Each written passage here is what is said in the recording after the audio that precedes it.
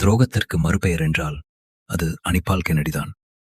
புதுச்சேரியில் உள்ள உப்பளம் தொகுதி மக்களுக்கு நீண்ட காலமாக துரோகம் செய்து திமுகவை சார்ந்த எம்எல்ஏவாக இருக்கும் திரு அனிபால் துரோகத்தின் முழு உருவம் என்றே கூறலாம். ஊழல் நிர்வாகத்திற்கு பெயர் போனவர்தான் இந்த கென்னடி. ஒவ்வொரு வருடமும் மழைக்காலங்கள் வரும்போது கோடிக்கணக்கான நிதியை ஆட்டையை போட்டு மக்களுக்காக செலவு செய்யாமல் தனது குடும்பத்திற்காக செலவு செய்யும் ஒரு நபர்தான் இந்த கென்னடி.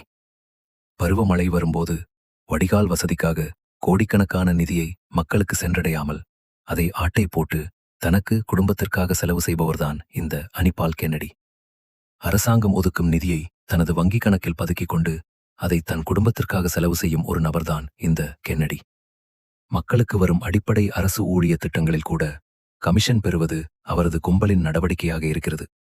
அது மட்டுமின்றி அரசு உதவி பெறும் திட்டங்களை திமுகவிற்கு சார்ந்தவர்களுக்கு முன்னுரிமை வழங்கி பொதுமக்களுக்கு இடையூறாக அது பொதுமக்களை சென்றடையாமல் இருப்பதும் இவரது சாதனையாகும்.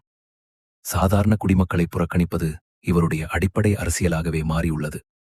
தனது கட்சிக்காரர்களுக்கு முன்னுரிமை கொடுப்பதும் இவரது பழக்கமாக ஆயிற்று. அது மட்டுமின்றி 2016 முதல் 2021 வரை புதுச்சேரியில் எப்படி ரவுடி ராஜ்யங்கள் காங்கிரஸ் ஆட்சியில் அதிகமாக இருந்ததோ அது தற்போது உப்பளம் தொகுதியில் நடைமுறையில் இருக்கிறது. ரவுடி ராஜ்யத்தை மீண்டும் இவர் கொண்டு வந்துள்ளார். பொதுமக்களின் பாதுகாப்பு என்பது மிகவும் கேள்விக்குறியாக இருக்கிறது. ரவுடிசம், மாமூல் வாங்குதல், மக்களுடைய நிலங்களை பிடுங்குதல் போன்ற பல்வேறு வழிகளை செய்து உப்பளம் தொகுதியை ஒரு ரவுடி ராஜ்யமாகவே வைத்திருக்கிறார் இந்த திமுகவின் எம்எல்ஏ அனிபால் கென்னடி. புதுச்சேரி மக்களே, வரும் ஏப்ரல் 9ஆம் தேதி இந்த தீய சக்தி திமுக கூட்டணியை நிராகரிப்போம். புதுச்சேரியை தூய்மையாக்குவோம்.